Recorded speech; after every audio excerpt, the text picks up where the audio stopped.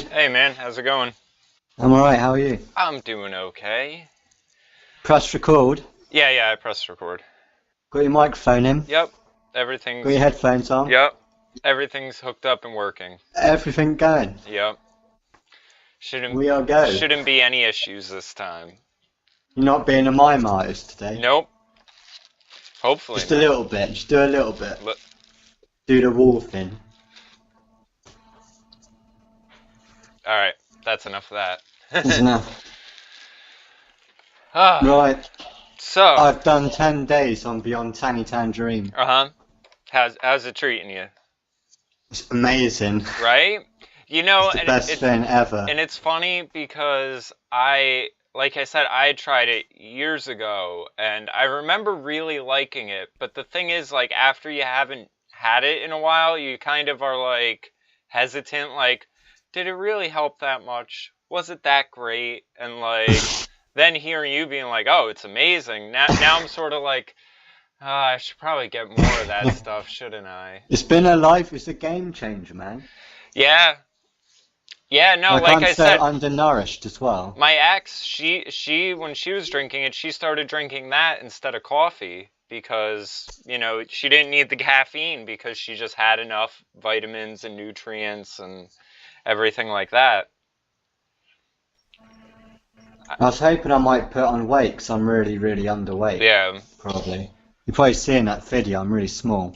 Yeah, I'm the same way. Last year, You're not? You're quite a big dude, man. I've gotten bigger because I've had to like intentionally, like the past couple years, I've tried to start working out and like just intentionally eating more and try to take in as much calories as I can. I have the same body type as my mom. My mom in college, they had her, she had to drink a milkshake with every meal in order to keep weight on to play basketball in college. But Yeah, I think I'm maybe just over 8 stone. I'm nothing. yeah, Tiny. so Yeah, like I'm doing like just one scoop, or maybe one and a half yeah, scoops for the whole day. That is loads for me. yep. And what was the other one? Survival Shield? Yeah. Well, when I first took it, you meant to use a drop. I bet you did the same thing I did. Did you take a whole dropper? Yeah. Yup. That's first time around, first time I got it, that's what I did. I was like, how much do you take one of these? A whole one? All right. Whoop. Yeah, I thought to take 3 of them, so I just do one. Yeah. Yeah, no, it's like 3 drops. I was busting my tits off of it. Yeah. Yeah, that stuff is great. Although I hear people say that sometimes you'll have like I don't know, like shit, like stuff coming out of you, like out of your pores and like, you know, I the did for the first day, just a bit more sweat coming out my back and yeah. stuff. That was it. Yeah, I didn't notice that too much. With myself, I just kind of looked at it as a sign that maybe I wasn't as toxic as I thought I was. But I mean, that stuff accumulates in you. You gotta get it out somehow. Especially the Yeah, fluoride. I don't know how bad. Do they fluoridate the water over in England? they say they don't, but I'm pretty sure they do. Yeah. And then you've got toothpaste and Yeah. mouthwash with it all in. Yeah, I've got so much more energy now. I know. I always get so pissed off when I'm at the dentist because they're like, "Oh, you know, you got some cavities. We want you to start using this mouthwash." I'm like, "Okay, what is it?" Well, it's fluoride and a little bit of flavoring. And I'm like, "But isn't there a thing called dental fluorosis?" And they're like, "Yeah, well, that's if you get too much fluoride." And I'm like, so you want me brushing my teeth with it, which I don't. I use a toothpaste that doesn't have any fluoride. But I was like, and you want me using this mouthwash with it in it? Like, you know this stuff is like really bad for you, right? And they're like, well, you're not supposed to swallow it. And I'm like, yeah, but you absorb shit through your mouth too. Like, that's why people use chewing tobacco. Like, I hate it when I'm like in somewhere and I'm the patient, but I feel like I have more knowledge than the authority in the room. You're just a conspiracy theorist. I guess. You should shut up and just go along with it. Government loves you. I know. Wants to take care of you. It's got your best interests at heart. It wouldn't hurt you. All the time. That's never hurt anyone, Jamie. What the hell are you talking about? Yeah, how did you come across Beyond Tiny Tangerine? I think Alex Jones, when he used to push that all the time. Well, his Kool-Aid, when he was selling that Kool-Aid. It, you know, before Infowars really had their own line, he was promoting that a lot more. Isn't his own line just private labeled? A lot of the exactly products. A lot of the products are. I think he was doing like a deal with the tangy tangerine people. You know, Yeah, kind of like how he does with the survival food stuff too. Yeah, but a lot of people comment online going, "Oh, you gotta be stupid, it's just selling this Kool-Aid stuff." And it's like, he wasn't joking, that shit really works. Well, and that's the thing, you know, most of the, first off, you know, I've noticed a lot of health products, you see kind of polarized reviews in them anyway, because people's body types are different. You know, if someone, let me put it like this, if you had a deficiency in something and started taking tangy tangerine, you're going to notice a world of difference, whereas someone who may not be deficient in whatever won't notice that much of a difference. So it gets pretty much nearly 5-star reviews. Yeah. And it has done since about 2012. Yeah, I mean, I thought it was funny when I did the liver cleanse the one time. I told my doctor about it, and she was like, "Oh, well, you know, a lot of those things aren't real. Those aren't actual liver stones. You know, when you drink the oil, it's the oil congealed inside you, this, and that."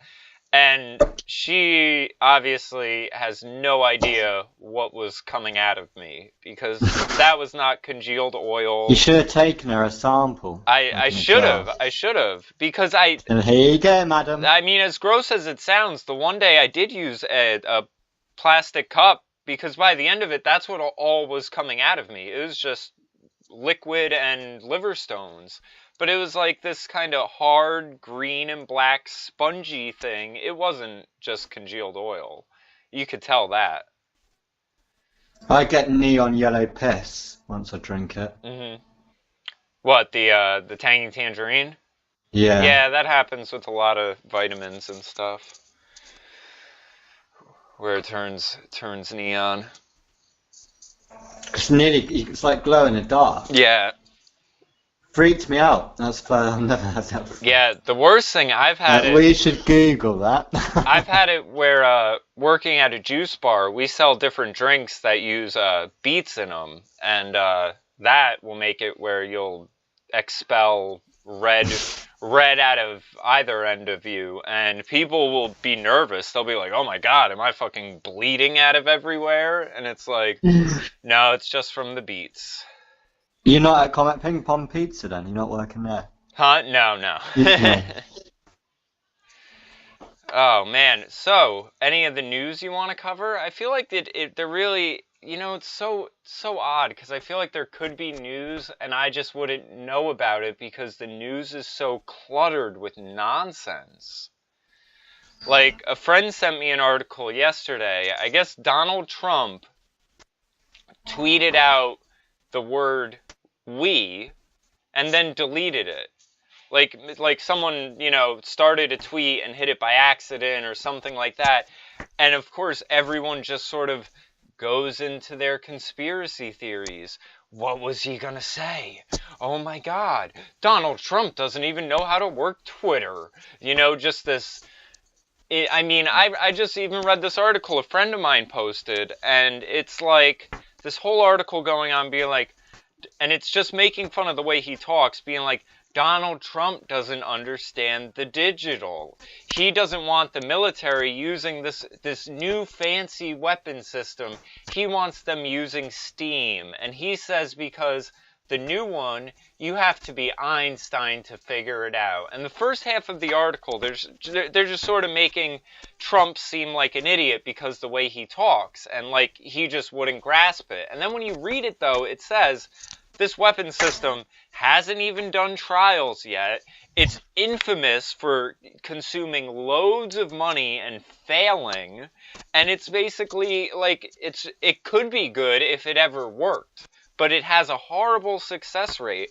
So like I looked at this article and I was like really just shocked, being like, wow, so Donald Trump doesn't want us using this system that's extremely expensive, hasn't even gone to trial yet, and we're just going to write this whole 2-page article bad-mouthing how he articulated it, because maybe we'll forget he's the one that's smart enough to be a billionaire, and we're not, because we'll make fun of how he talks.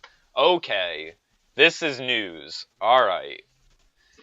It's really aggravating and pathetic lately. I think the biggest news that's been hitting it, which I have not really been following, is this internet hack. And Yeah. that's the first thing my mum mentioned when she called today. And this is my mum. She's going, it's blatantly an inside job. Like, it's the Americans hacking the NHS.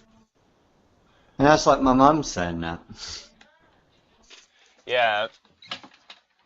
So I don't know if you know, they had all the documents coming out that they were going to be doing all these drills, like showing how weak things were, and I know Lisa Haven's got an article on it, if you want to pull that one up. Yeah. But it's not really, you know, the most.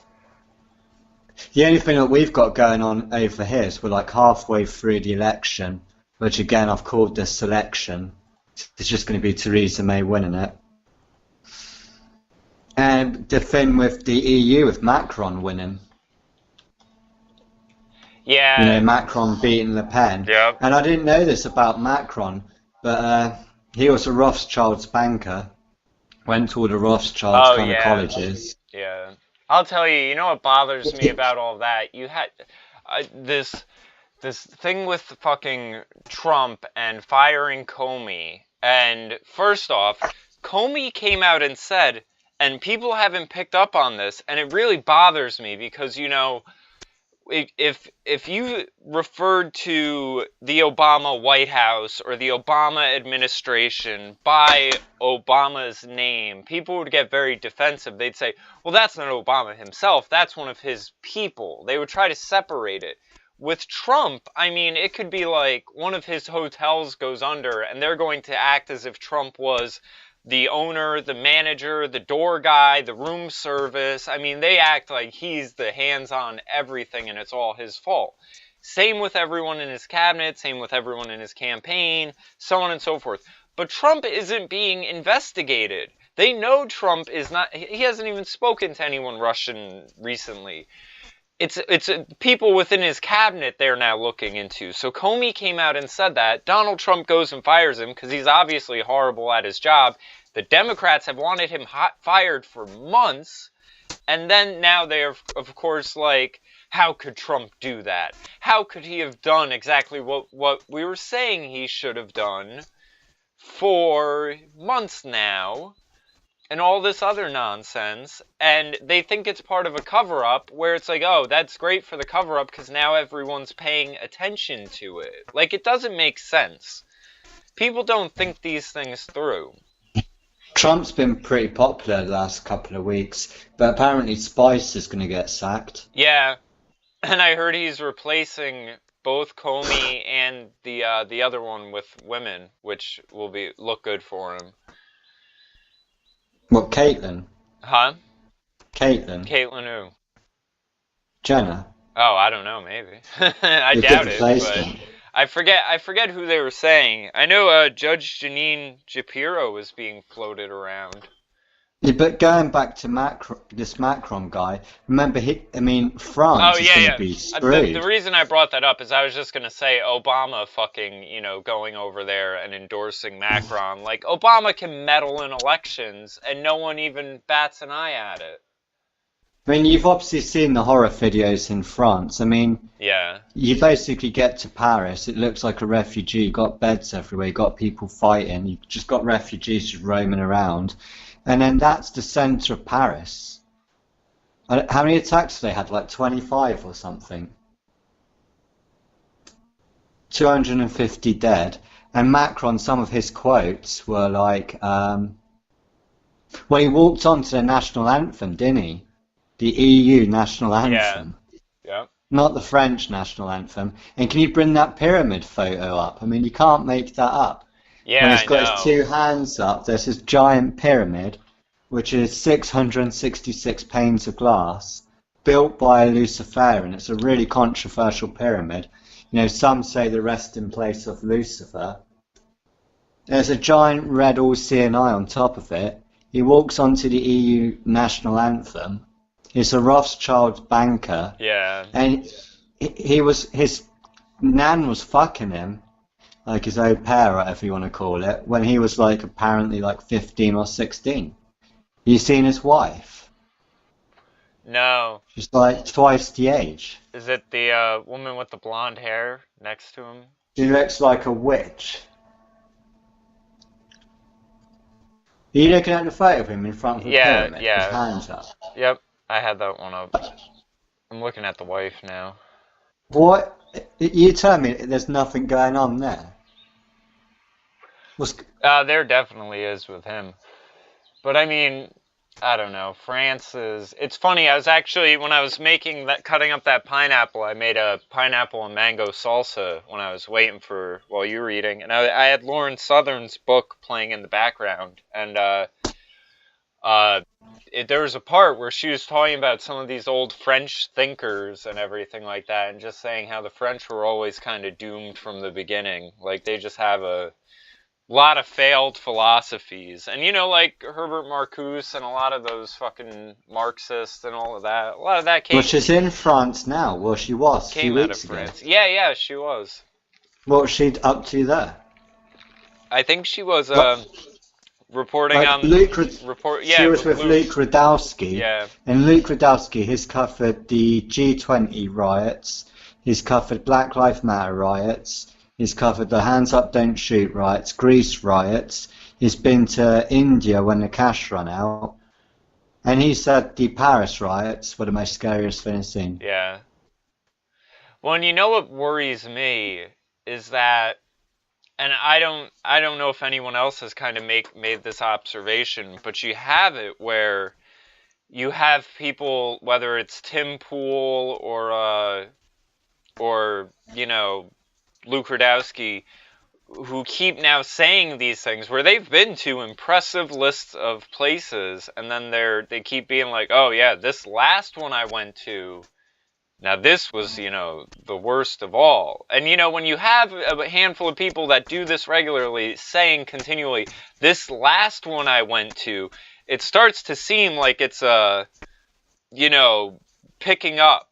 You know, like it's going a direction where it's only getting more intense, more violent, bigger than the last time, so on and so forth.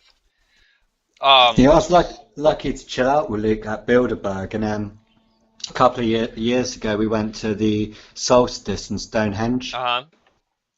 That's pretty cool. We spent the night there, like when you stay there overnight with all these like druids and stuff. And we got, this is a funny, shall I tell you a Luke Rudowski story? This is a funny one. Alright, we got a bus to Stonehenge for the solstice. And I was like talking shit, as I do. And I was going, right, in my bag I've got dressing gowns.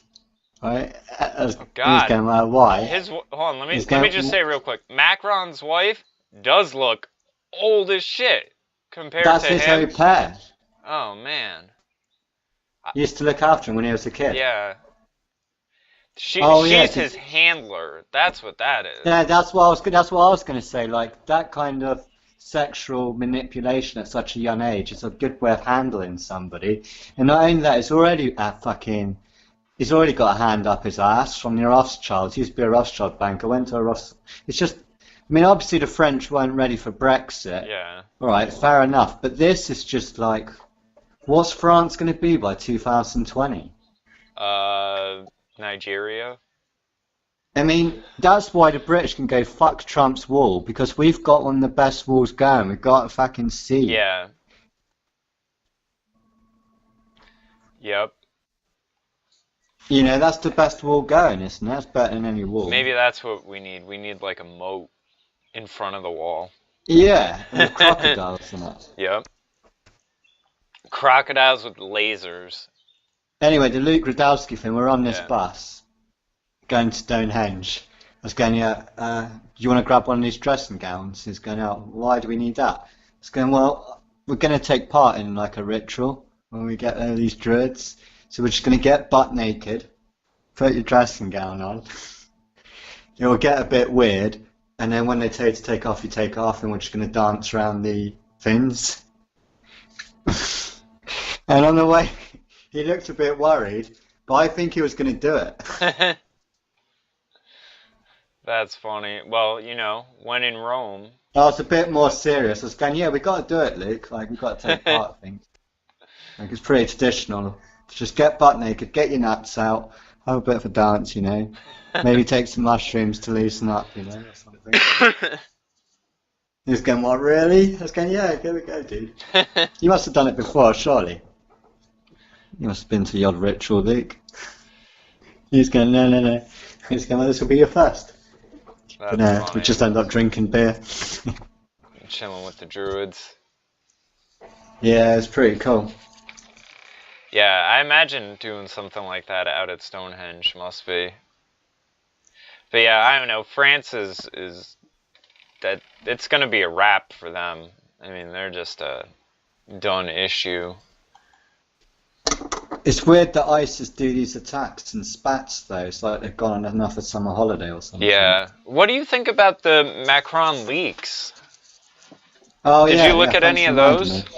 Yeah, I had a quick look. One of them was like all of his entourage is selling this crystal meth. I didn't catch that one. Yeah, there's this legal like crystal meth. You know, if you like substitute one of the particles, you can call it synthetic or whatever. Yeah, they're all passing that about. Looks like he was abused as a child, like paedophile-wise, by other males, and he's part of the homosexual mailing list. Well, yeah, it's getting out there. That's what, you know. I mean, I know you've got a problem with gays. What? I don't. I have a problem. Actually, here's a funny story. I actually had a gay conservative add me on Facebook, and I had a conversation with him this week. And it started because... How dare you tell gay people they weren't born that way? Well, you know... You laugh at it. Yeah, well, I was going to say, it's because I used to DJ a lot at some of the gay bars around here, because I had friends that were bartending there, and, you know, they would just kind of hook me up if they needed someone in there. And for a while, that's the only nightlife there was around here, because other than that, it was hip-hop shit that would end up in shootings and getting shut down. I mean, you would have the mayor coming in and saying, this rap concert ain't going on. Like, it was getting that bad. You know, there's this one guy I'm friends with. He hosts events. He's like a drag queen performer, very over the top and everything like that.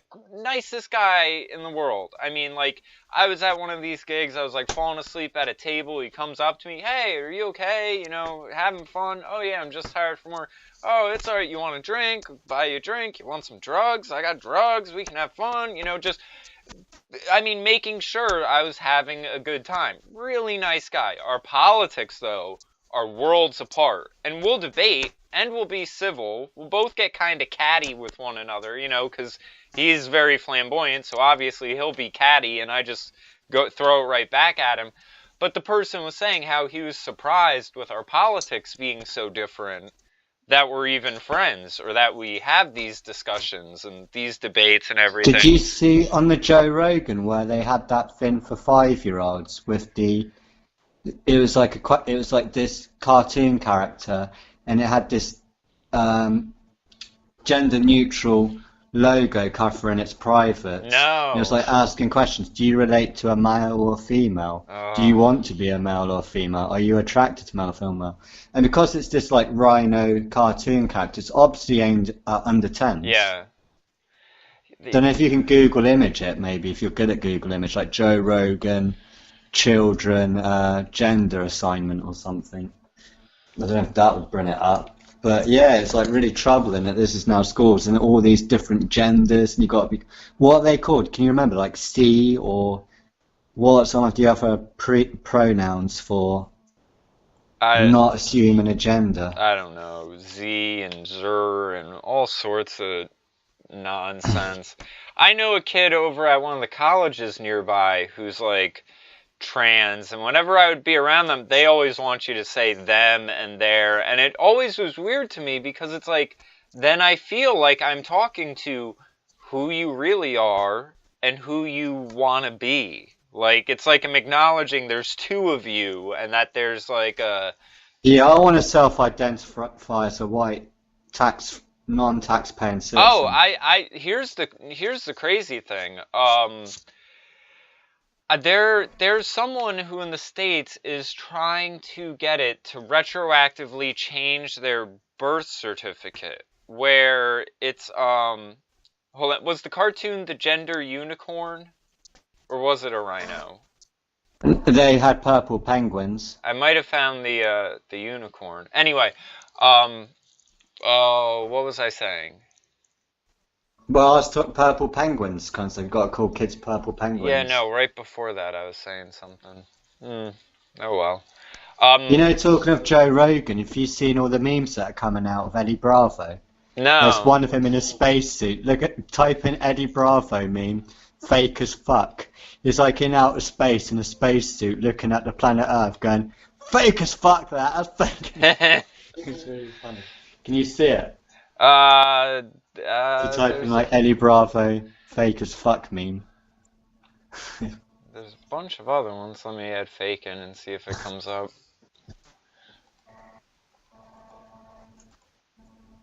But yeah, as far as, you know, it turns out there are a lot of more conservative gays who agree with everything I have to say and don't like the politics of all this stuff, especially the pushing it on kids, the attacking Christians, blatant degeneracy, yeah, the attack on Christians. And it's real funny because I watched a documentary on it that I think was from Russia, and it laid things out in a very, you know, like it just sort of, because when you're surrounded by it, it just sort of seems like it is this sort of progressive, good-intentioned, you know, oh, well, it's just the slippery slope. But I mean, they laid it out where they were like, oh, first is they ask for tolerance, then they ask for acceptance. Then it's, you know, you have to partake or you're a bad person. Or at first it's like punishing then people who criticize. Then after the punishing people who criticize, then it's forced participation. Then it's, you know, eliminating anyone who isn't. Like, it's just laid it all out and showed where they've done it in countries. Like, it put an MO to it, basically.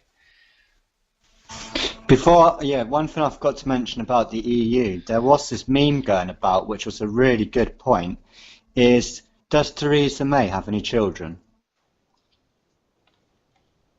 I don't know, does she? Nope. Does Macron have any children?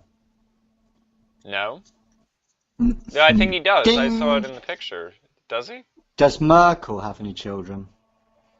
No.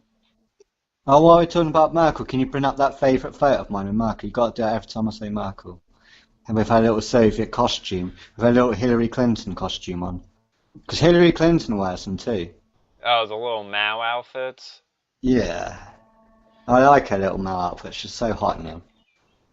But anyway, ding! Do you know who Jenker is, don't you? No. Head of the EU. You know, the drunk guy, head of the EU, one of the heads. Has he got any kids?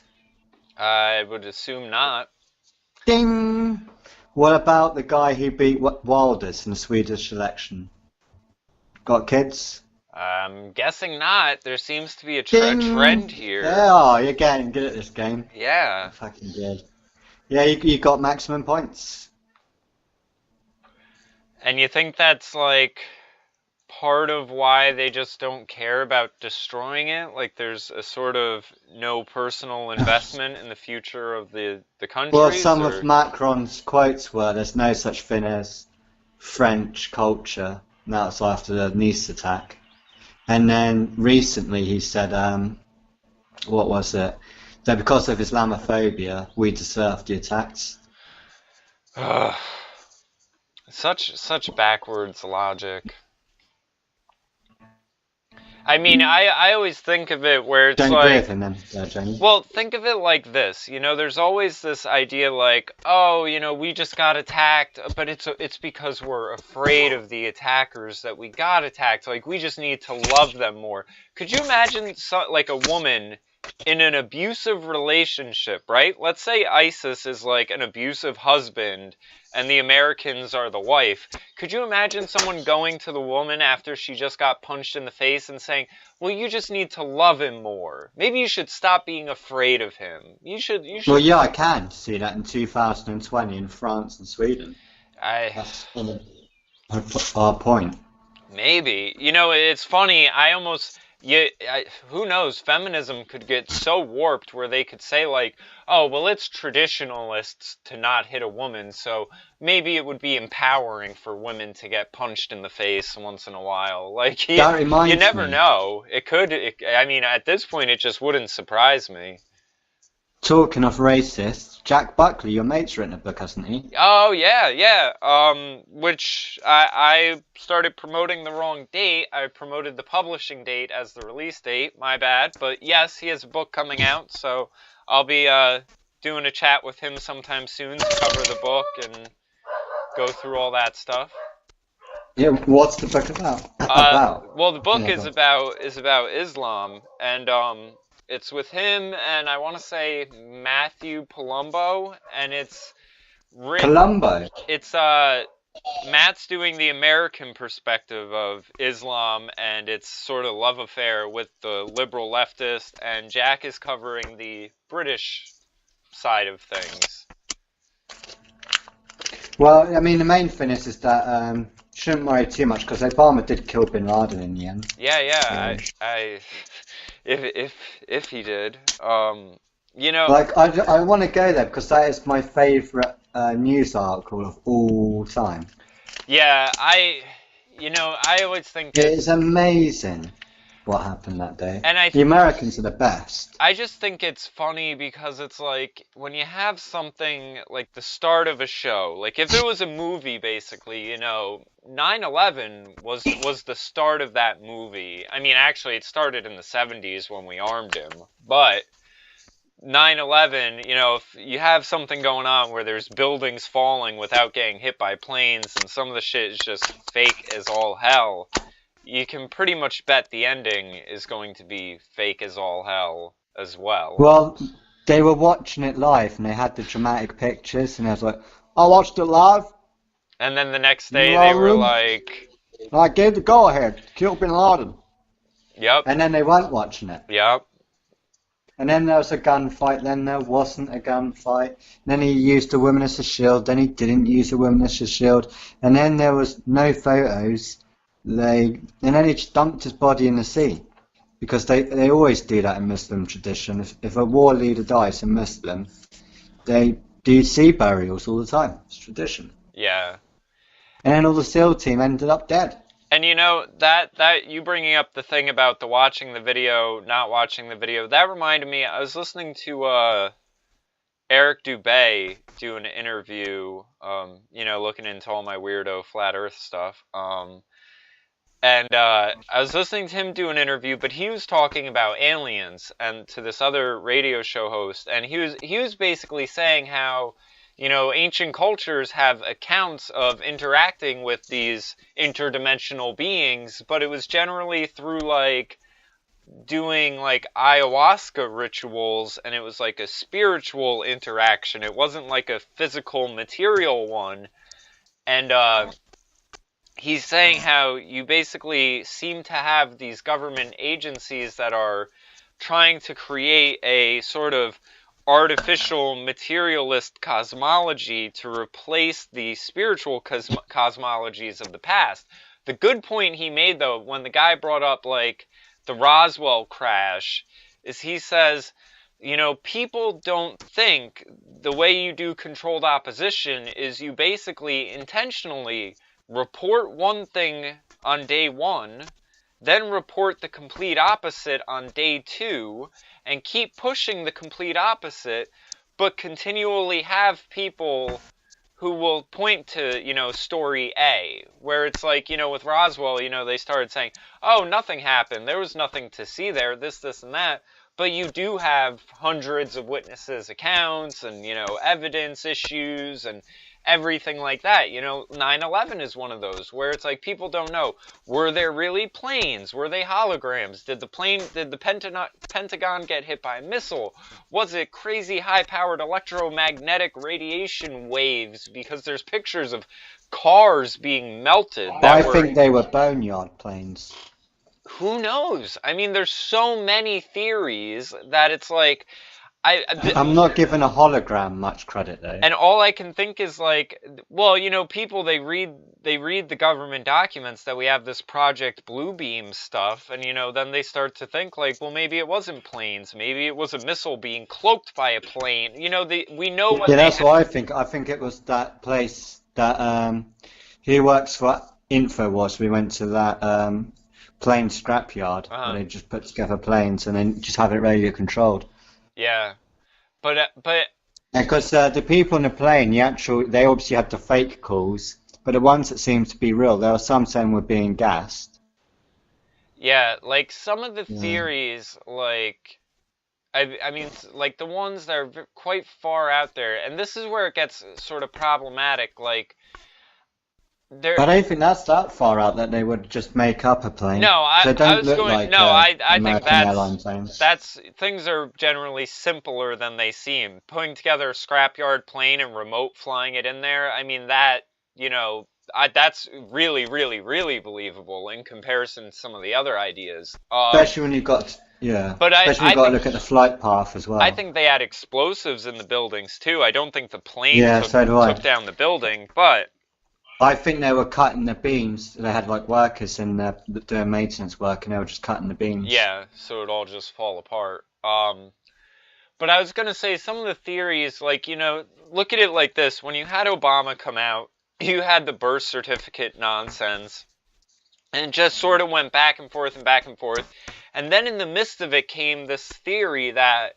He's a genetic clone of Prince Akhenaten from ancient Egypt, and like Freeman Fly was doing all this research on this stuff, and like I don't know if Freeman Fly, the normal thing when something like a theory like that is put forth is they're a government shill, they're a CIA disinfo agent. I mean all the stuff you hear Alex Jones get called regularly. But I almost wonder if these people are just sort of, they've been led into a trap, basically. Because, Obama went over to Egypt. I'm glad you brought this up. Obama went over to Egypt and was like, oh, this guy kind of looks like me. Obama put that wheel into motion. So it's like, I think that's just how they do it. They want so much info going out there that it's you end up more likely to believe bullshit than ever find the truth, just with the amount of disinfo and misinfo and and now. What do you think about all these chimeras running around there? Like, can you bring up any articles on that, chimeras? I mean, that's pretty creepy, isn't it? Explain what a chimera is. Well, that's a genetic crossbreed of some sort. I mean, they have them at this point where you can buy glow-in-the-dark cats. And they're talking about... I thought they had human chimeras. They're probably doing them in some country, but I know in a lot of places, they try to... I don't even know what some of these are. These are fucking... crazy looking pictures. Some of these I know are some fake. Could be fake. Yeah. But what happens? Apparently they're doing human chimeras on a farm. It wouldn't surprise me. Well, human organs anyway and stuff. Well, yeah, they grow human organs in like pigs and stuff like that for harvesting. That's got to be a bad idea. Let's see, genetic cross. What about the one Alex Jones always goes on about goats and spiders that produces bulletproof silk? Let me try to find. There was a good article I had covered a while ago on this, because on the Super Bowl last year, I think they had a commercial. It's like a Mountain Dew commercial with this thing that was like a puppy monkey baby or something like that, where it was like, you know, part monkey, part puppy, part baby, and I'm like, you know, this is what they're going to. Places like Korea, South Korea, you can get a glow-in-the-dark cat. All right, number 10 on this list, spider goats. Yeah, they crossbreed spiders with that put out, you know, silk, basically, into goats, so that there's a silk stuff coming out in the goat's milk, basically. Yeah, and it's being used for, yeah, I was going to say, bulletproof vests, artificial tendons, bandages, even computer chips and fiber optic cables. Fucking living in a sci-fi movie. Check this headline out. This is fucking, I don't know if you've seen this one before. That something like in 8 hours you could do, like in prison, 8 hours would be like 10,000 years. About like doing programming your brain. Can you find that? I think it's 8 years prison could be like 10,000 years. Can you see that? Let me try to pull it up. They also have singing mice. That's also on the list of singing mice? Crazy crossbreed. Yeah, they crossbreed, you know, birds with Madonna. Birds with rats. Prisoners could serve 1,000-year sentence in 8 hours. Telegraph article. Yeah, I think so. That's sort of like, you know, there was a, it might have been the Christmas special of Dark Mirror, where they were doing things like that, where they were like imprisoning people in like little cyber cubes that would seem like you're like trapped in some area for an extremely extended amount of time. Future biotechnology company could be used to make prisoners feel as if they were serving a 1,000-year sentence.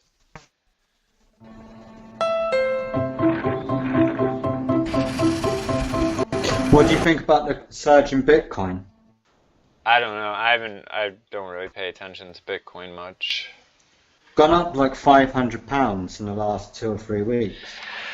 I wonder if any, you know, it's funny though bringing that up, because I did see on that cyber attack thing that Lisa Haven covered, it was saying that there's a ransom of like 300 Bitcoin to unlock your computer or whatever. So someone, if the value's gone up that much and now someone's like made a money funnel to themselves, they're gonna make out like a bandit.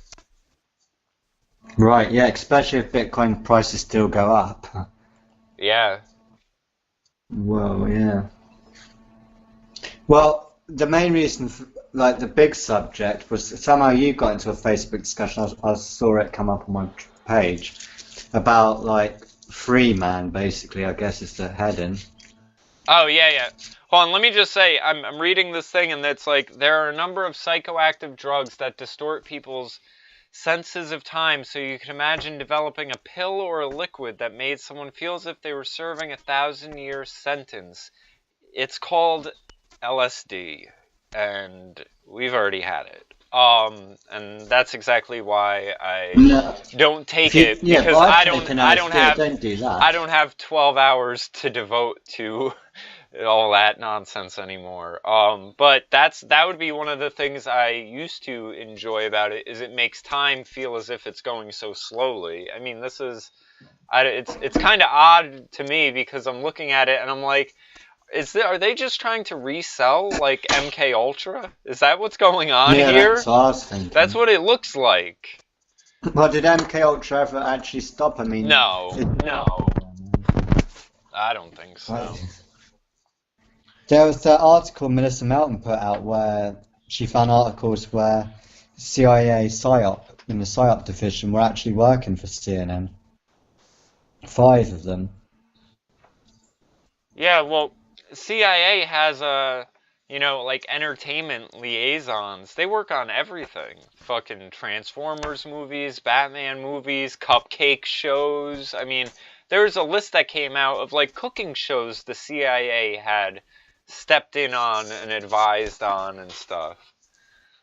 Didn't you have a story about the Amish and cancer? About what?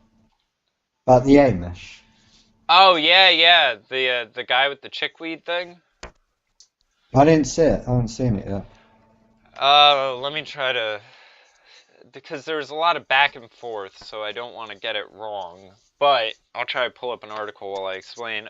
In a nutshell, what happened was you have this Amish guy, chickweed, arrested. You have this Amish guy who's facing decades in prison. I mean, 25 to life is what you could face for murdering someone. And this guy is facing like 45 to 68 years for selling products with essential oils. And what it is like a chickweed, skin thing that you put on cuts and burns and poison ivy. And, if you have skin cancer or something like that. And I guess, he had these pamphlets that had testimonials in it. And the FDA, people don't realize the FDA, it's like the mob running food and drug shit. I mean, I already knew they operated like this because my boss distributes for this company, Manatech. Manatech has kind of a similar story, except, they're a big company. This guy's a single Amish farmer. But in both cases, you have these all-natural food and herb-based supplements being sold, and then people are finding that they work as cures and treatments for different things. The FDA has a patent on the term cancer. They practically have a patent on the term cure, and they will sue the shit out of you if you infringe on their intellectual property, basically. I mean, it's so odd, even verbalizing this, because we're talking copyright laws, business trademarks, and patents for illnesses, treatments, and the language that goes along with it. So you can't advertise things as cures. Now, here's the side note, and why I brought up Manatech. Manatech was selling this product, I believe it's the Ambertose product, and what it is your body runs on different sorts of nutrients. It needs certain types of sugars. You only get 2 of these sugars from your diet, and there's, I think, 8 in total. So they have this product that has these glyconutrients in it, these other sugars, and it basically just makes your immune system work better. It's not really a treatment for anything, but it puts your body in a state where it can fight off things better. It's tangerine. Basically. So some people started taking it, and next thing you know, they were like, wow, this has basically cured my HIV. So they were getting all these testimonials from people with HIV or AIDS or one of them or something to, look into it or whatever. And because they were trying to find out if they could say it's a cure, if they could, advertise it this way, the FDA ended up coming at them. It even got brought up in the presidential debates because Ben Carson was a spokesperson for Manatech at a point in time, and they tried bringing that up and smearing him with it when they're like, do you know this company you spoke on behalf of got sued by the FDA and this and that? And when you just hear that, it sounds kind of bad and shady, but if you understand why they got sued, it just makes the FDA look bad. Now, here's the crazy part. The company wanted to try to get the approval to market as a cure, as a product for X, Y, and Z illness. In order to get approval from the FDA, you have to pass the lethal dosage, I forget if it's 50 or 500, but the lethal dosage test. And that's where your product, in order to get approved, has to kill 50 or 500 mice. So what that means is structurally, any product approved by the FDA can kill you.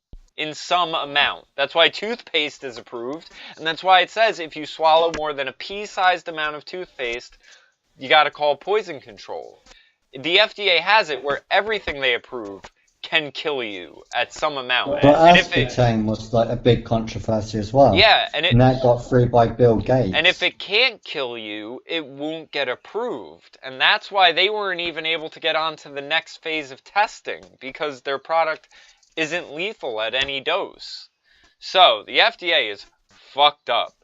Yeah, they've been going after this Amish farmer because I guess his products were working on skin cancers, and he wasn't even he was inadvertently advertising it because he had pamphlets of customer testimonials, and these customers had said, taking this helped me with this, and, you know, everything like that. So at first they were doing this sort of, oh, well, just stop putting out the pamphlets, just stop doing this. Then next thing you know, he started getting Jane Doe complaints saying, you know, if you,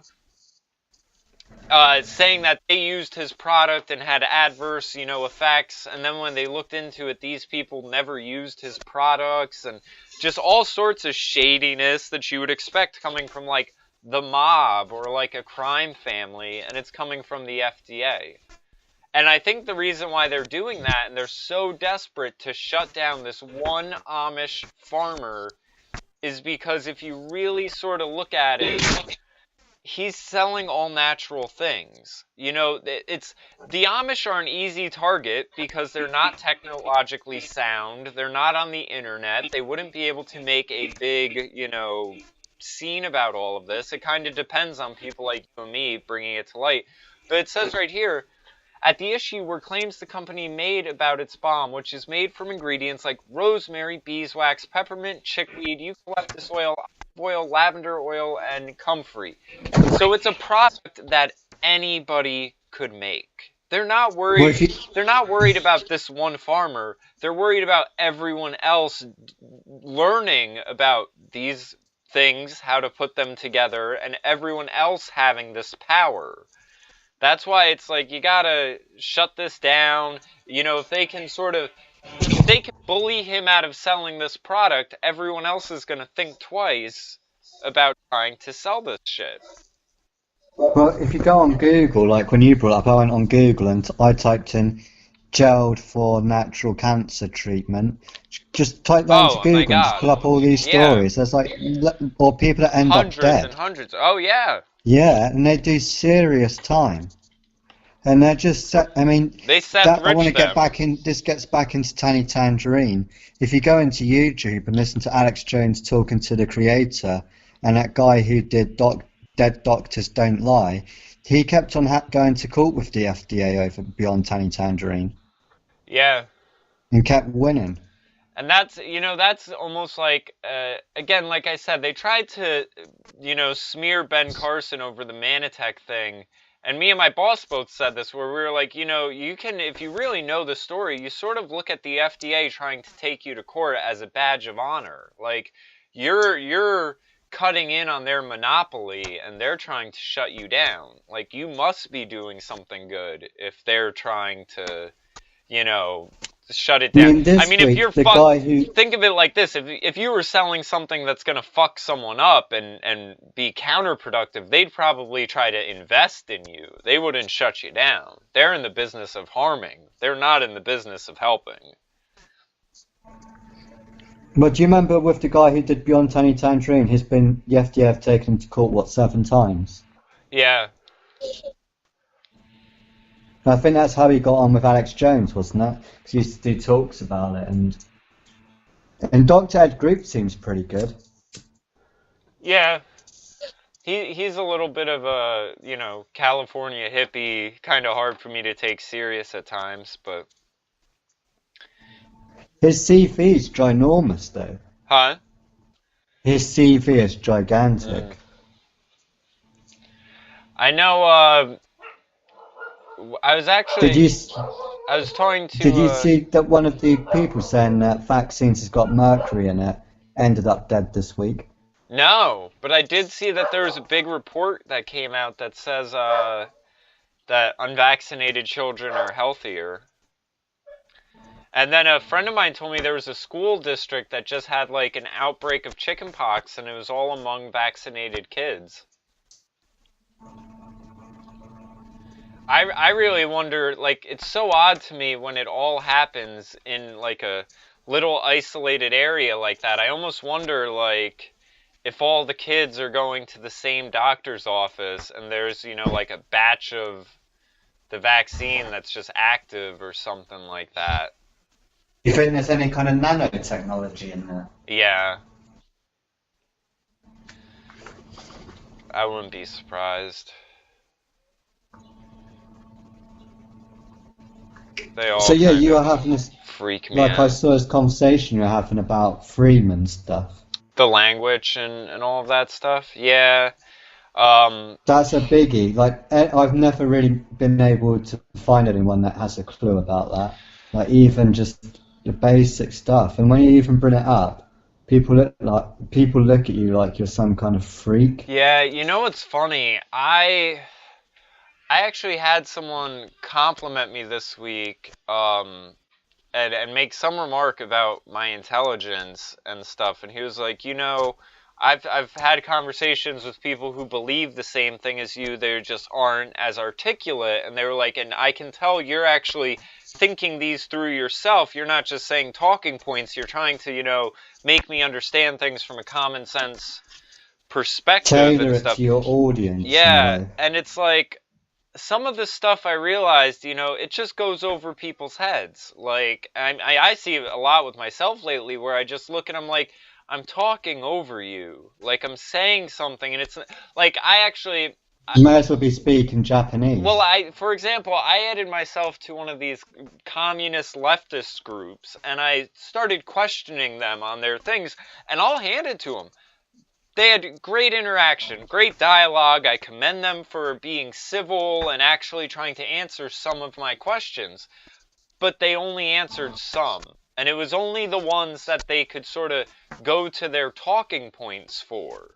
Like when I would bring up, you know, the idea of employees getting the profits of business. First thing I said is I was like, you know, you want part of the profits of the business, the working class is going to be replaced by robots. Like, you need to update your plan for this century. Like, yeah, and the workers don't take any risks. Yeah, well, now is the other thing, and I had said that to them. I said, you know, I've worked at jobs that function similar to what you're describing. I said, and here's the reality of it. You want part of the profits, but if there's no profits, are you going to be okay working for free? I said, even retail, these big companies, these retail companies, a lot of them operate in the red for 8 months out of the year, and then they're only making money during the holiday season. I said, so are you willing to work 8 months for nothing to only get paid for 4? And no one would even try to answer that. They just ignored it. And I asked that 3 separate times. I said, are you willing to work for nothing when there are no profits? And they just ignored it over and over. And there's certain things like that where you'll just say it and they just won't even go near it. Well, jobs are becoming completely obsolete. Yeah.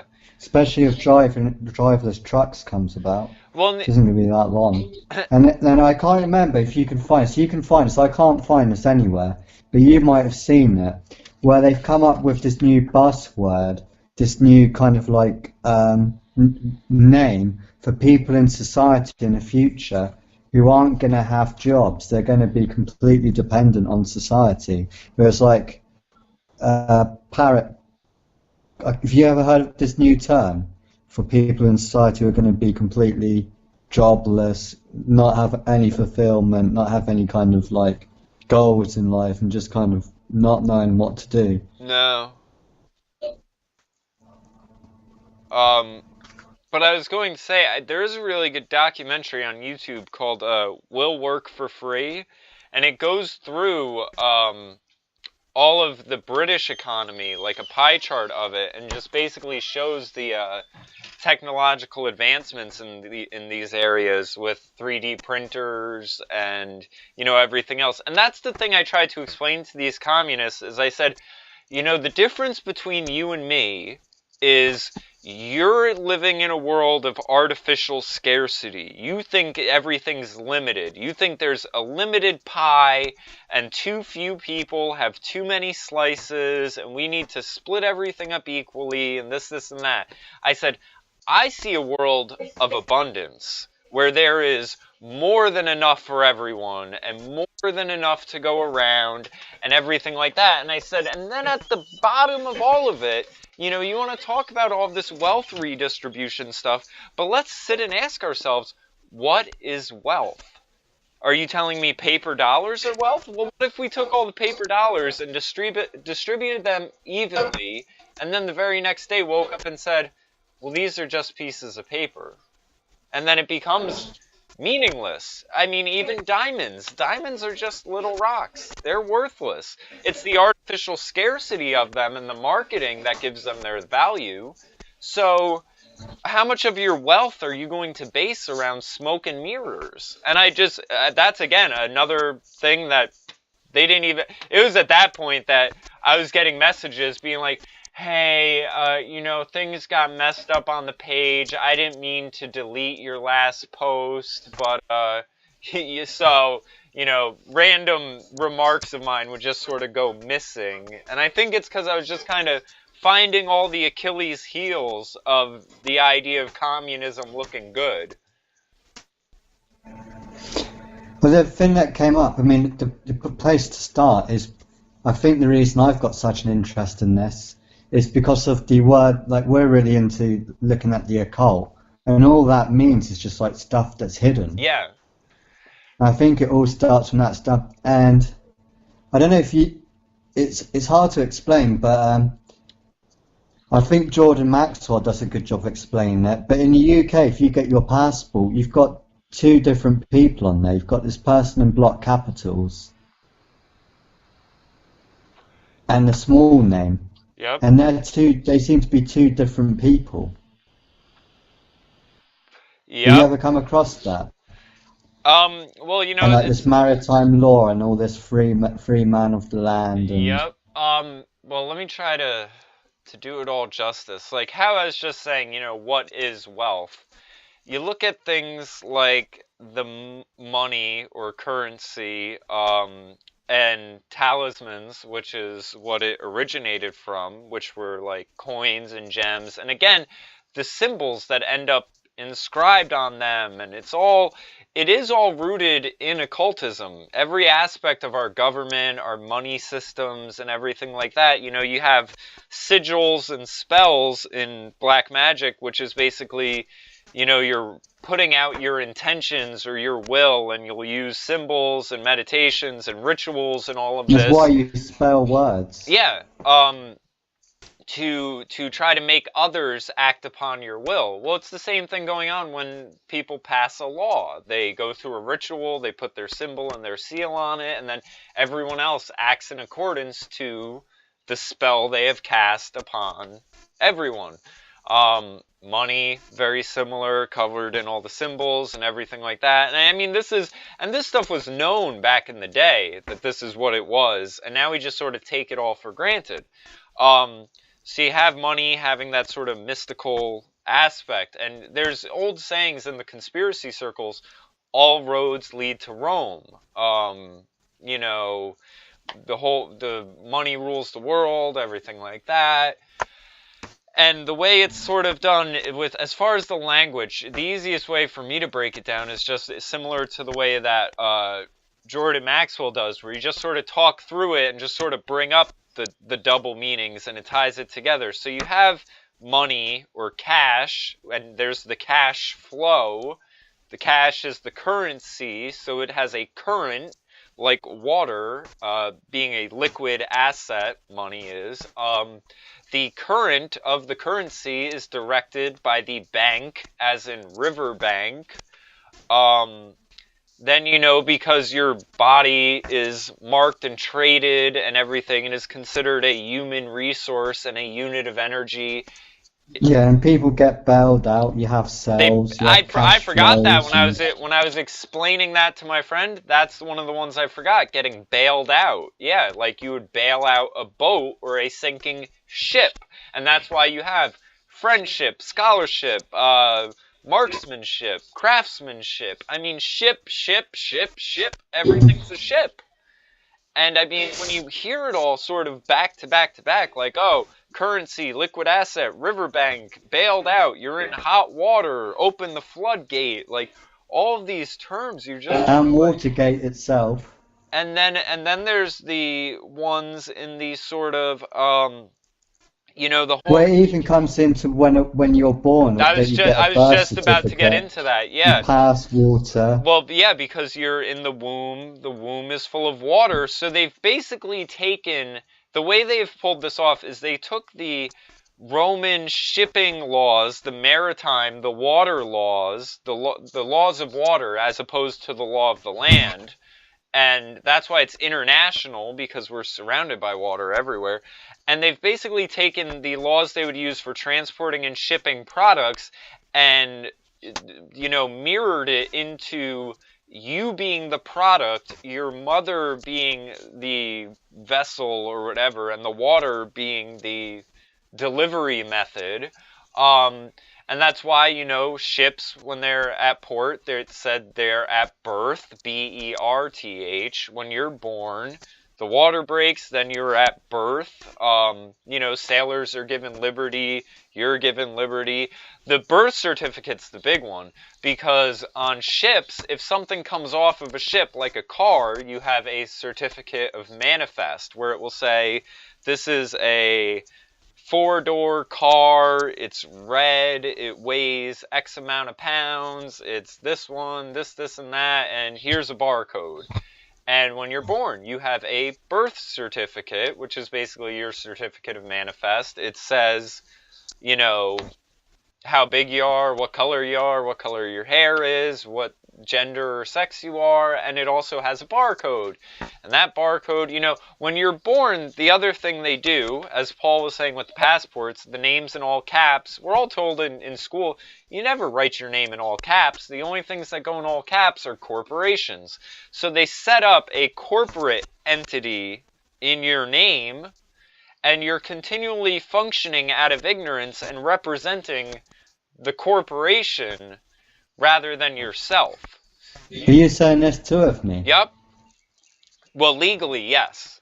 The human you, and here's the thing, in some places, like I know in America at least, you can't tax, fee, fine, or imprison a human of flesh and blood. Unless if they've, you know, broken common law, like murdered someone or stole something. But yeah, this is where I can help you out. In England, we've got laws, statutes, and acts. Well, that's, you might want to put that in Google. Yeah, and that's the same thing over. I mean, even driving, you know, it's funny. There's an article that floats around from We Are Change where the Supreme Court over and over and over has ruled driver's licenses are unconstitutional. And it's funny because I would get into this debate with black people who would go on to this, oh, you know, racist ass cops every time I'm in a car driving while black, pulling me over while I'm black.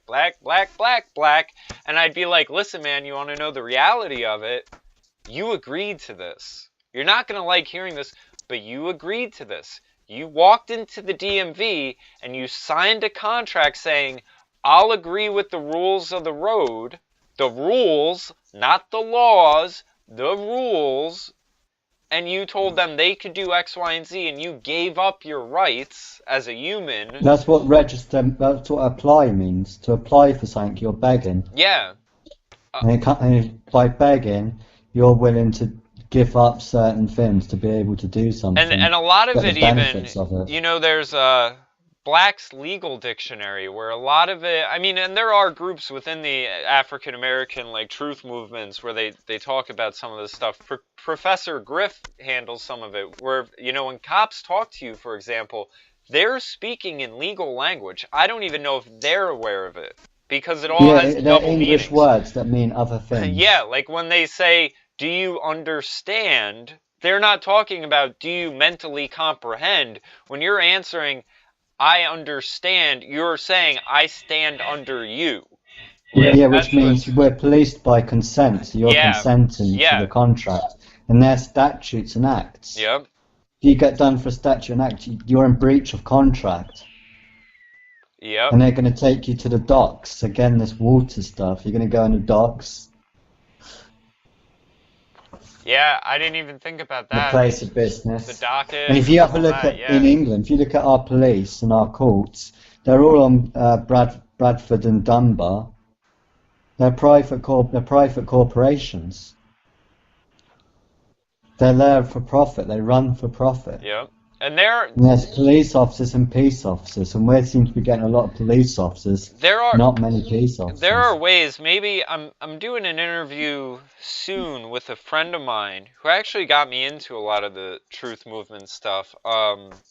He, I know, had some sort of issue with court, and he went that route as far as the filing a lien against the corporation in your name. And, you know, then there's like this song and dance you do in the courtroom where you come in and you basically tell the judge, like... Linguistic tennis. Yeah, basically. You're playing tennis with them and you're saying... And again, that's what goes on. I think I know some of it. Do you want to hear some of it? See if I can still remember it. Well, I was just going to add in real quick. You know, that's the other thing, a court, what goes on in courts, games get played in courts. And that's why it is really like linguistic tennis, because you're passing the ball back and forth.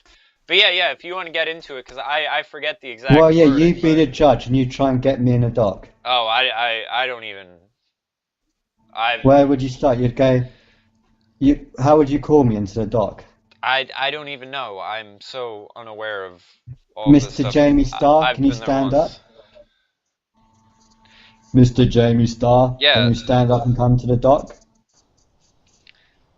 Yeah, and then... What would your answer be to that? If I'll be the judge, what's going to be your answer? I have no idea.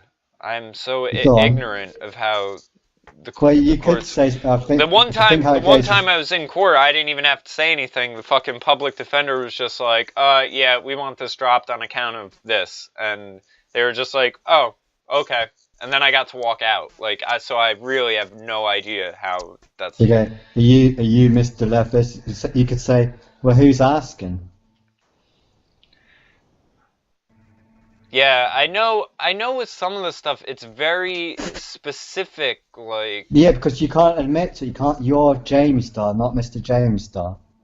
So if you even acknowledge it in any way, you're under jurisdiction. Yeah. So you don't want to be playing any games until he gets jurisdiction on you to get you in that dock. Because you're meant to be policed by consent. Well, and I know after you file all the paperwork and everything, that's when you have to start using, then instead of, me being JamieStarr, if that's my real last name, it would be like Jamie of the Family Star. Alright, we'll play a game. I'll be a black guy in a car, and you can be Officer Star. And you can pull me over. Okay. So when you try and ask for the name, you're going to try and ask for my name, I guess. Well, the first thing I would ask is, do you know why I pulled you over, sir? I'm not sure, no. Do you have a... Well, okay, imagine I'm walking. A car's probably harder. I'm just walking about, minding my own business. You're going to try and search me or something. Well, that, can't do that anymore in the States. That's kind of... Yeah, well, the idea is you don't want to give your name. You want to say that people as soon as you give your name, you're basically agreeing to be arrested at that point.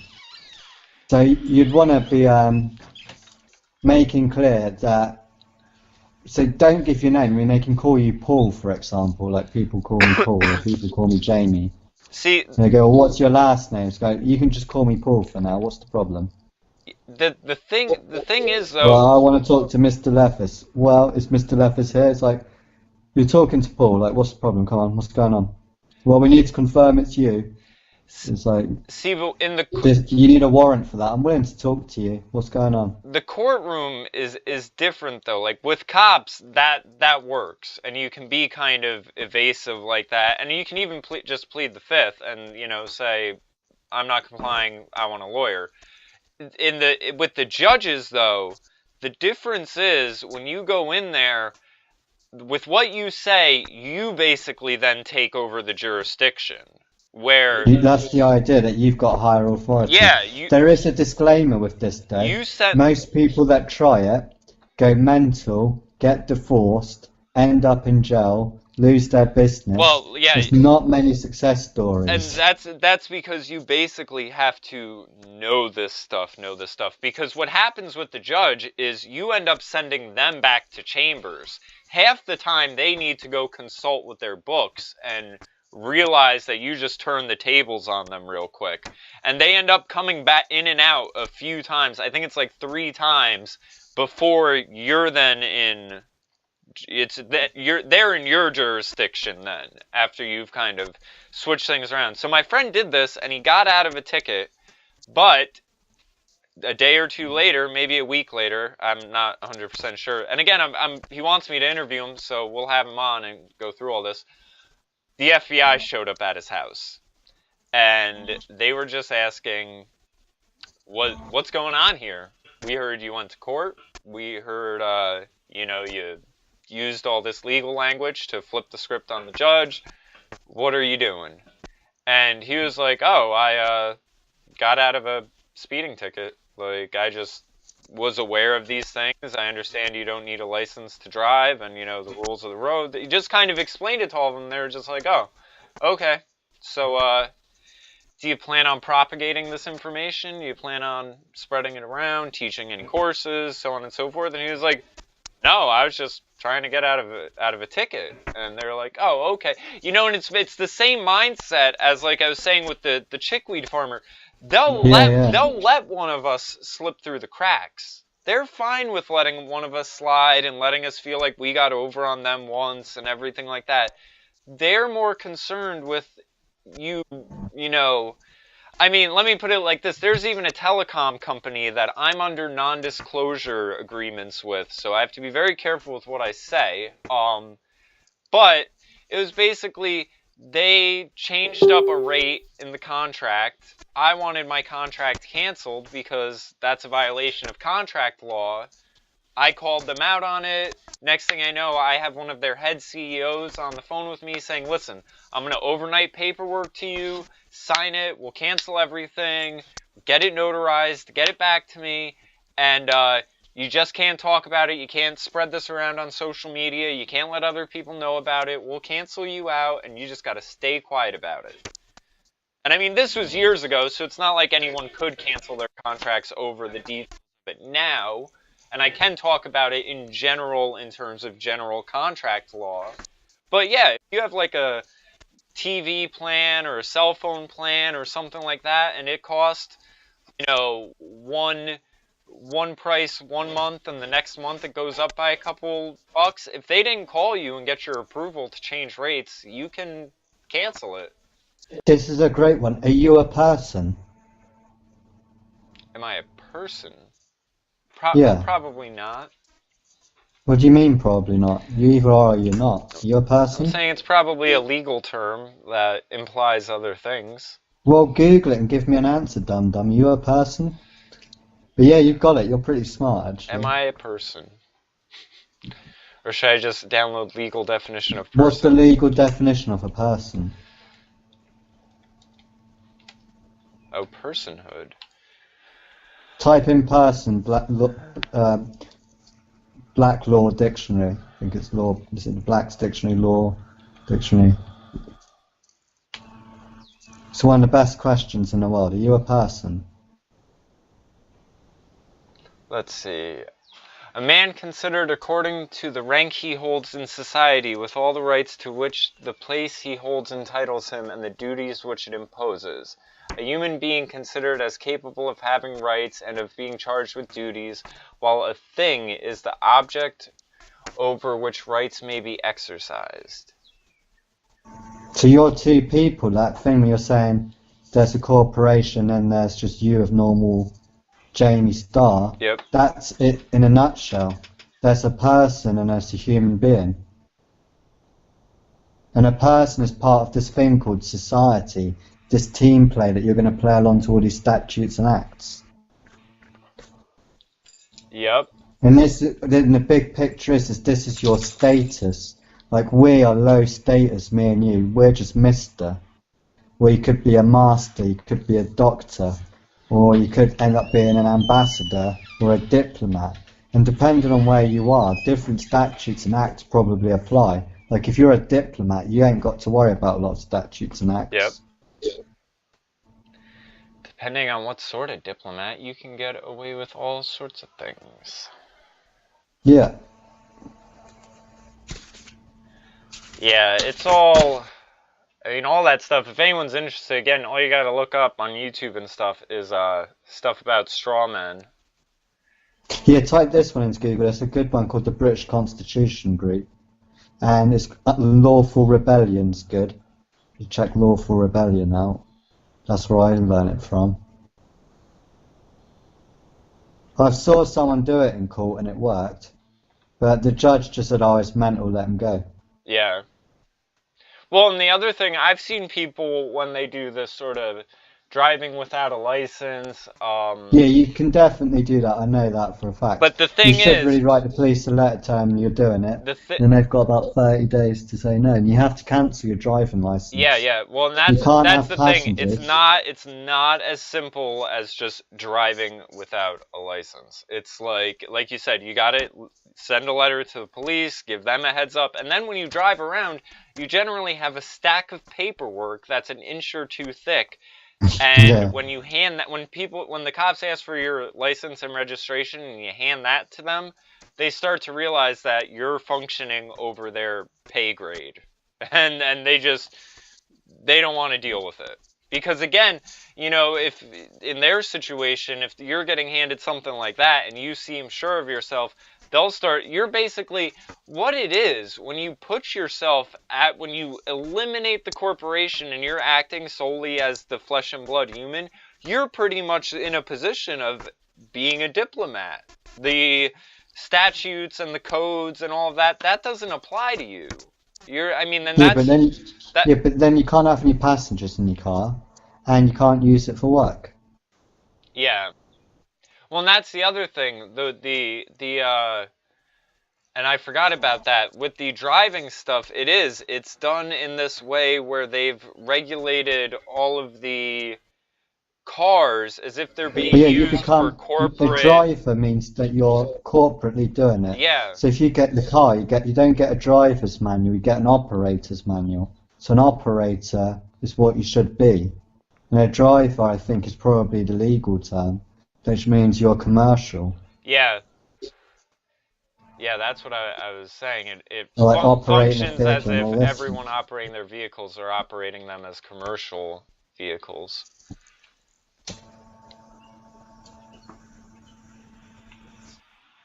But yeah, there's tons of stuff like that where all the words sort of have double meanings and... It is occult in nature, though, isn't it? It's hiding stuff in plain sight. Oh, yeah.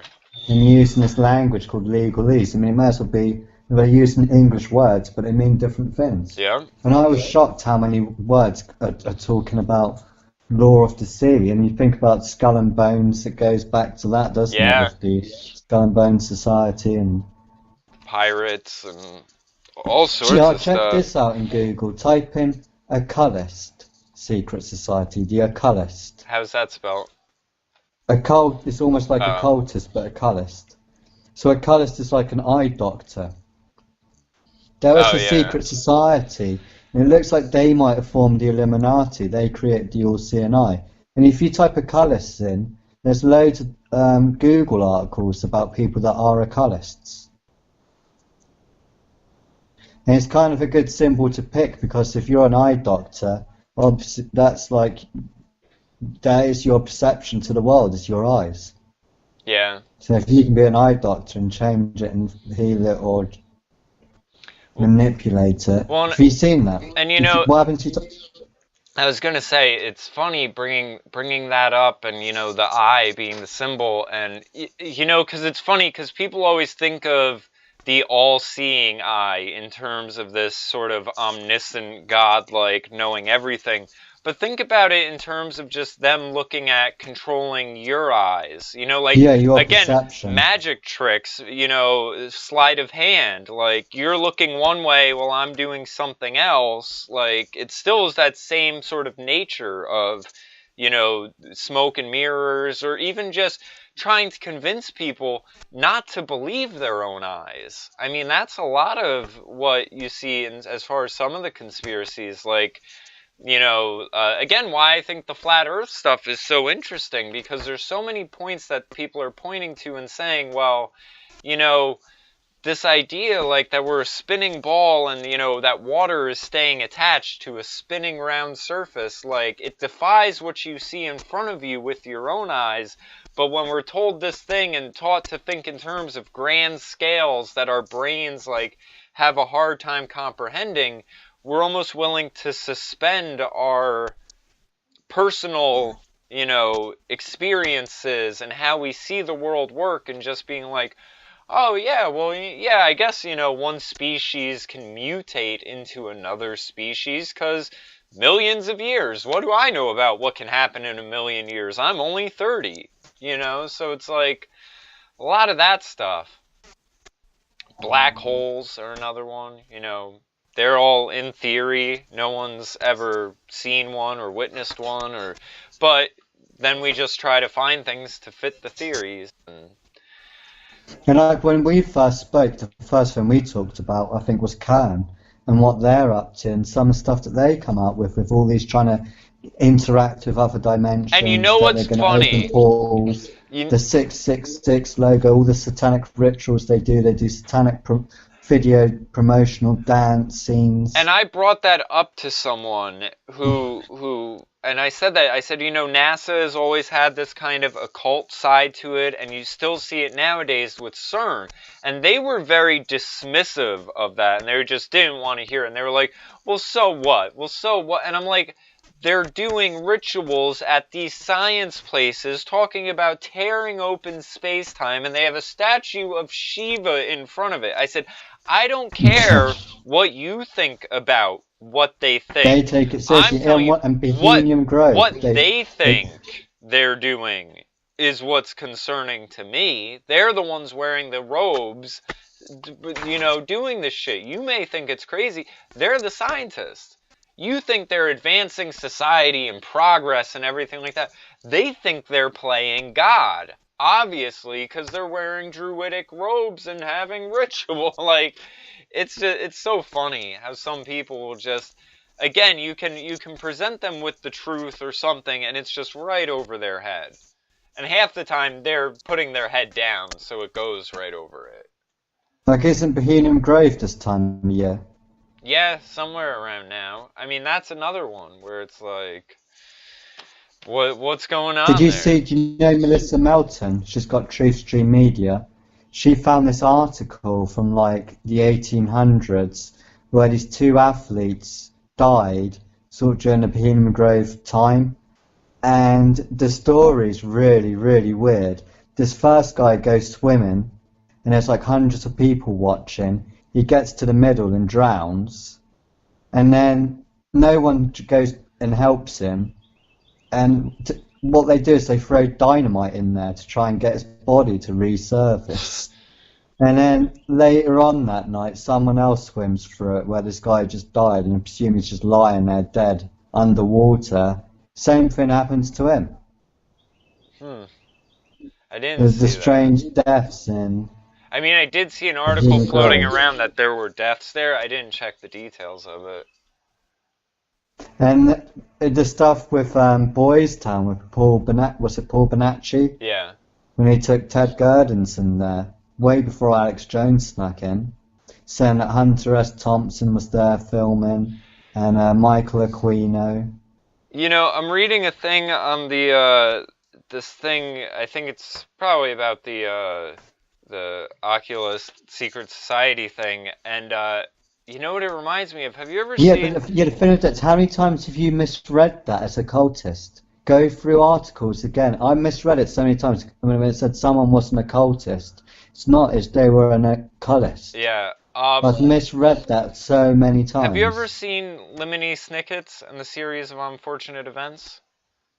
No. In that, the story of it is you have these two kids and their parents die mysteriously in this fire, and when they what's the thing that it's like a single-eyed binocular.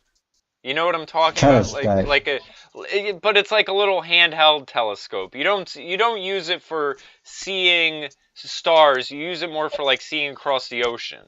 But so you have those, and there's this whole, in the ruins of the fire, the kid finds one of those. He finds a picture of his family members all with them, and you start to realize that there's this whole secret society the parents were in, and that it's all based around this seeing eye stuff and everything like that. And then it just goes like the main part of the story is the kids going, and there's this uncle who's trying to, get the inheritance that the kids get when they turn 18, and he tries all these different methods and fakes being all these different people because he's an actor. And so, I mean, that's the friendly kid side of the story, but there is this backdrop of the parents were in a secret society, their house burning down seems more like a murder, what's going on with all this stuff, So it's just funny, it reminded me of this, seeing how this secret society is all based around eye, visual, sight restoring rituals, and... Yeah, and the Illuminati seems to be a rip-off of that. Yeah. And like, they're the actual people who no one knows about, the real secret society. The Illuminati is just like the PR sales piece, isn't it, Yeah. The slow conditioning, getting it out there. Yep. Yeah, I find that really weird when I start reading up on that stuff.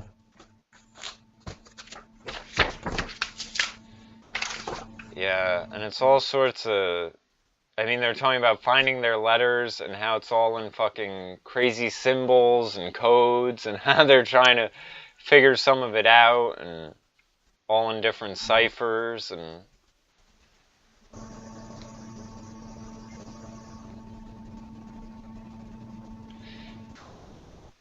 blindfold that allows the wearer to see... I've got a £200 bonus for work, so I spend it all on Mason Iodine and Beyond Tanny Tangerine. I got the last fit in the UK, because I got the original one, not the 2.0. Yeah.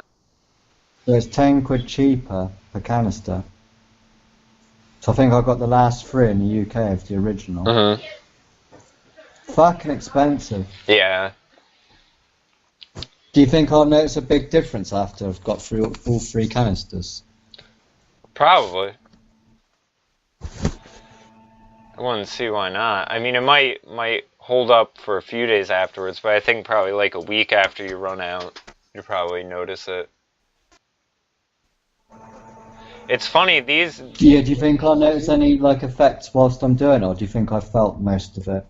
Probably felt most of it. It'll probably just even out. You'll probably keep up with the energy, though, having more energy than usual. There's a thing in here they found, and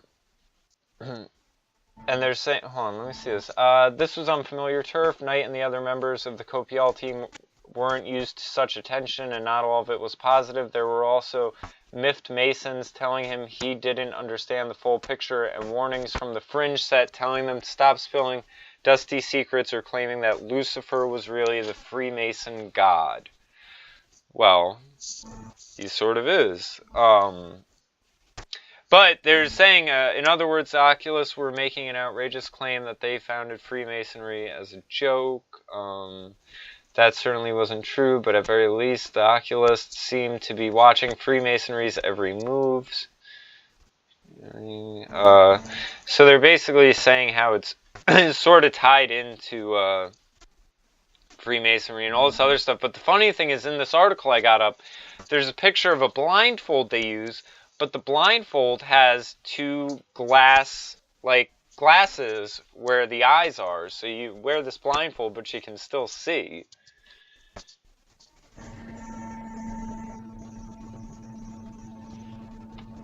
It's all so weird how all this stuff from the past, like, you know, ancient Roman water laws and these secret societies have still kind of... Well, yeah, like you said, all roads lead to Rome. Yeah, and still function. It really, you know, it all just makes me like, when I look at things like this, like these ancient theories and Islam still being what it is and everything like that, it sort of gives me a reality check, like, as if, like, human nature only goes so far. Like, there's parameters to everything, you know what I mean? Yeah, and that's but I don't think that.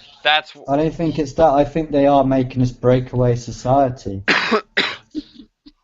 Well, I think they're trying to progress themselves. It's weird, because even the progress they have for themselves, you can just sort of look at it and be like, oh, this is just sort of technological hedonism. Like, it's not actual progress. Like, it's a sort of chaos that they... You know, like, I was thinking about it today as I was driving, and I was like, everyone has this idea that, you know, the elites are trying to turn the world into Hunger Games, and we all have this misconception that, you know, the people who live where, you know, the people are just out in the wild and in the fringes and in poverty, like the stars in the Hunger Games, they're going to be white people like you and me. They're going to be the refugees out in those centers, and there's just going to be the elitists in the capital, and then they're doctors and lawyers, and like you said, the people who have other ranks in society left. They're not going to have... It's like Elysium. Yeah, pretty much. That's without... the breakaway society is going to be our normal society, and they're just going to turn everywhere else into the third world. That's what it really comes down to. Well, we're not needed anymore. I mean, if you go looking for a job now, there's nothing. There's no jobs. Yeah. Yep. I mean, what's it going to be like in 5 years' time? And you know what the problem is with that? Like all these algorithms doing everything. The thing that saddens me the most about the no jobs thing is first off, it shows you how far away from free market capitalism we are, because well, you'd be able to get a government job. People used to be able to just make work for themselves. You know, you used to just be able to go into business and be self-employed. And that's the other thing, is when you hear all these complaints about no jobs, I just think where it's like that inventive, ingenuitive, you know, that drive and creativity, like, it really seems like the human spirit has just been smashed. Like, that we are just so comfortable with just being cogs in the wheel instead of, like, making our own machine, basically. Like, you know, that's where I get bothered with the communists, where they're like, you know, oh, the employees should be entitled to a cut of the profits. And I'm like, well, if you want a cut of the profits, why don't you try becoming the boss? Like, why are you trying to restructure things? Why shouldn't we encourage people to go into business more for themselves? Like, if we had less of these, you know, the government using the FDA and, you know, all this legal nonsense to make monopolies and instill multinational fascist, you know, whether it's Monsanto being the Department of Agriculture, GE being the Department of Energy, like, we've appointed corporations into government office. This is fascism by what I knew it, not this new definition, but I just don't get it, and it really bothers me how people just don't seem to, like, whenever I would be like, this job sucks, the first thing I think is, I need to get some recording sessions booked. I need to get some DJ gigs booked. I need to just, like, I revert to my skills, where I say, I have skills that people will employ me to do. Let me go find some work. Like, and it seems like I'm in a slim minority with having that mindset. I mean, No, I don't know about that, because from an artistic point of view, I think that would work fine. Yeah. But like, if I wanted to like start doing spreadsheets for people and like chasing people's debts for them and managing that kind of money for them, I'm going to need to be regulated in some way. It's going to be government controlled, and then to set up that business, to understand all the tax, to employ someone, you're going to need a lawyer. You're going to need HR just to go through all the paperwork and all the health and safeties are fucking stupid. So I think once you step out the artistic side of being self-sufficient, I think you're going to be screwed. No. So I don't think it's that people don't want to do it. I mean, and that's where I'm saying the government has eliminated free market capitalism by putting it in all of these restrictive, where, like you said, you need a lawyer, you need all sorts of money and funding and lawyers just to register and set up, and if you have a business that involves regulations and inspectors, and I mean, they make it a mountain to climb, as opposed to this Amish guy who's probably making this stuff. Even this, for example, we have a local grocery chain. They have 3 locations around here. The family owns farms and all sorts of stuff, and they were just farmers who started with a roadside stand, and now it's 3 grocery stores and all that stuff. But they will get different stuff from different local farmers and different bakers and everything like that. This girl I was dating, her dad makes really good homemade ice cream, but he was never able to sell it in stores because one of the things is you have to make and sell any of this stuff out of a commercial grade kitchen. So you can't just make some sort of food item in your house and then distribute it to a point of sales. There's all sorts of regulations, and it just makes it where it's in no way free, like, whatsoever.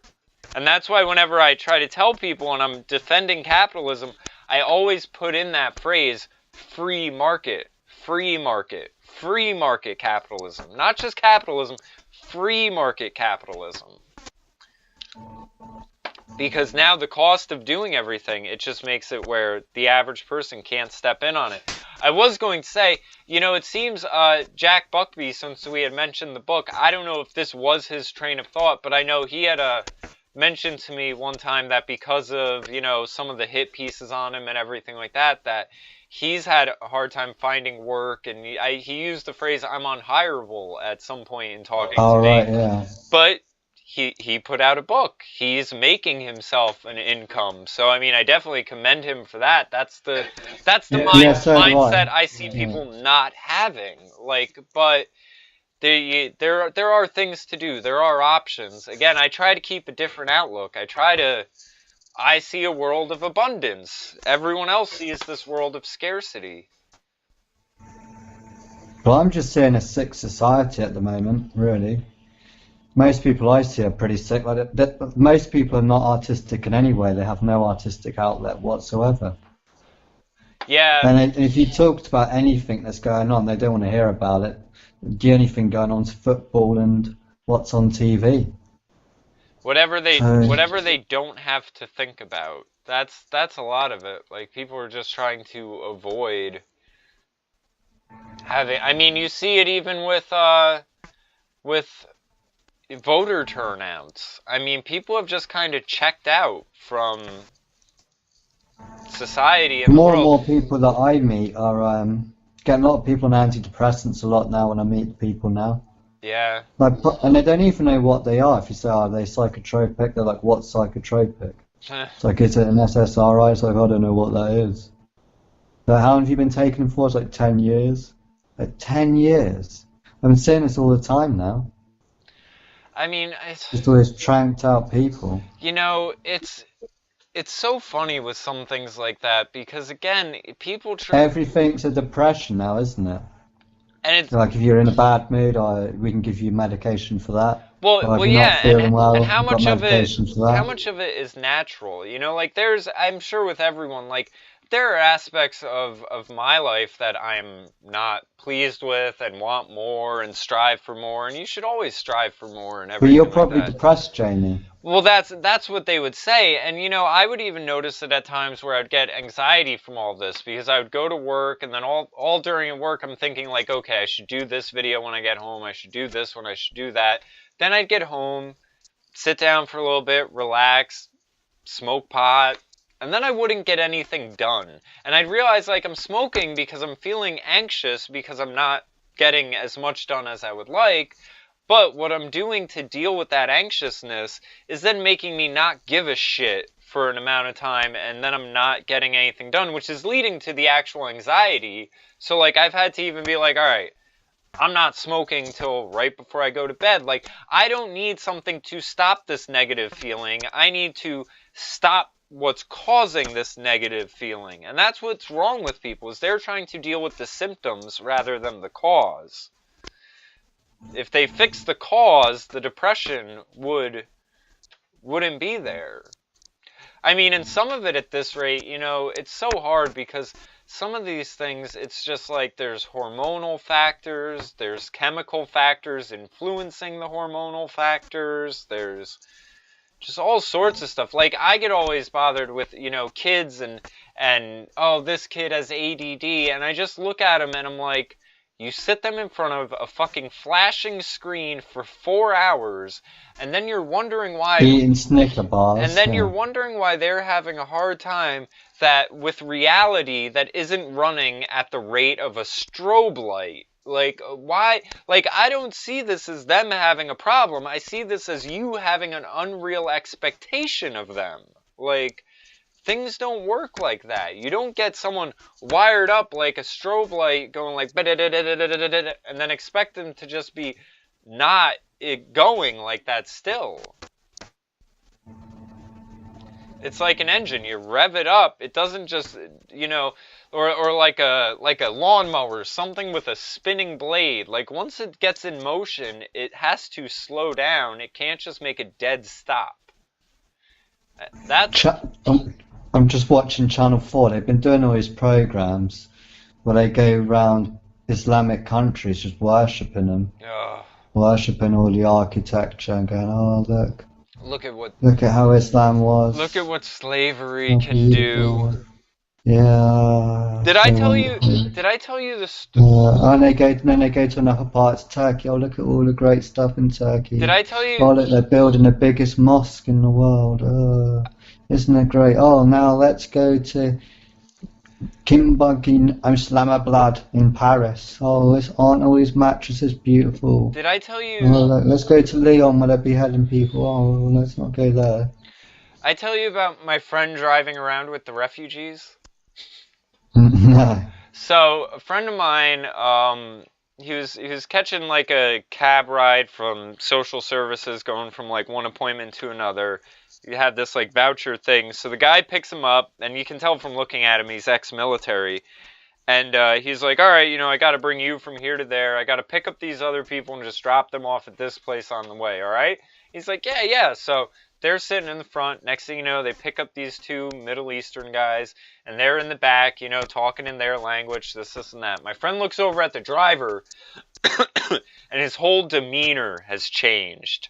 And he just sees this guy kind of stewing, like, and at first he's like, oh my God, is this guy having, like, flashbacks? What the hell's going on? Like, he's getting pissed off. I can see it, but he's not saying anything. These two are in the back, just sort of durka, jihad, durka, a mile a minute. So finally they drop off the refugees, and my friend's like, what, do you know what they were saying? What, you look like something pissed you off. What's going on? And he's just like, oh, you know, those are the refugees in the area. You know, they're all hooked up with the social services. I have to drive them around all the time. They were back there talking shit.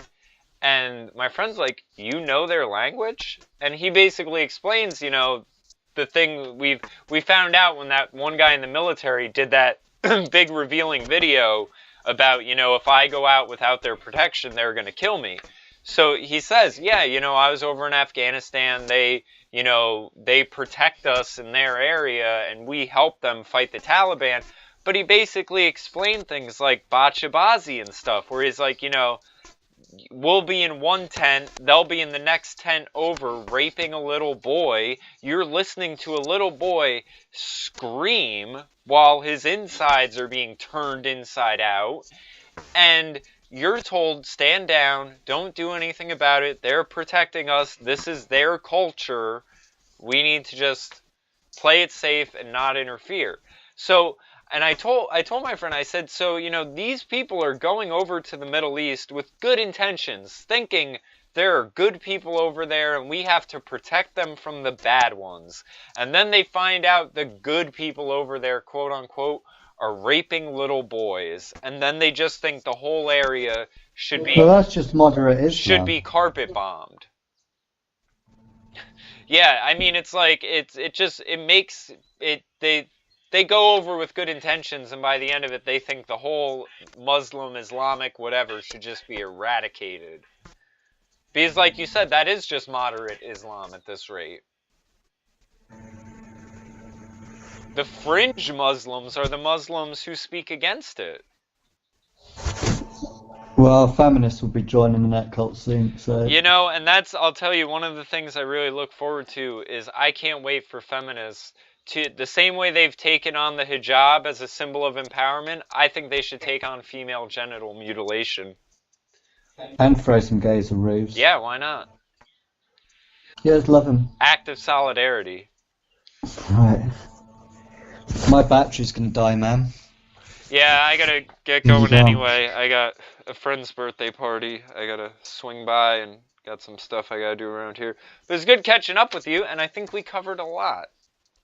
Yeah, it's a tiny tangerine inside me, man. Yep. But yeah. It's made a giant difference. We'll have to do it again next week. Figure out. Yeah, we should keep an update if it does anything, like over 3 months. Alright, yeah. Alright, I'll catch you in a bit, dude. Alright, take it easy. Alright, see ya. Bye.